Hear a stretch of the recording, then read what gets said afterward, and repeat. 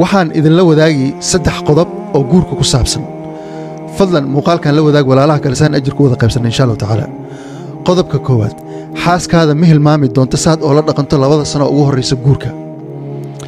xaaskaada ma hilmaami doonto saad oo la dhaqanto marka ay uur leedahay qodobka saddexaad intaan idin la wadaagin waxaan idin la wadaagay xadiis ka sugan nabiga kaleey salaatu wasalaam nabiga kaleey salaatu wasalaam wuxuu leeyahay aniga ayaa ugu fiican xaasaskayga qofka ugu fiican waxa weeye qofka xaaskiisa u fiican ama xaasaskiisa u fiican nabiga kaleey salaatu wasalaam wuxuu leeyahay khayrukum li ahli wa ana khayrukum li ahli qodobka saddexaad xaaskaada ma hilmaami doonto saad oo la dhaqanto markay dhasho xilliga umusha waana xilliga laga yaabo xaaskaada inay ku aflagaadayso ama hadal xun ay ku dhahdo ama ay ku dhibsato marka waxaan u baahannahay rag haddaan nahay inaan sabarka badinno jacaylka badinno naxariista badinno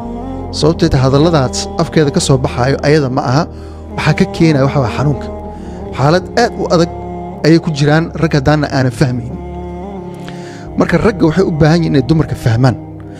dumarkana waxay u baahan yihin inay ragga fahmaan si labada qof ay isku fahmaan waxyaalo badan waxaa jirta runtii aan laga hadlin waan u baahannahay inaan fahanno oo abaar naga hayso runtii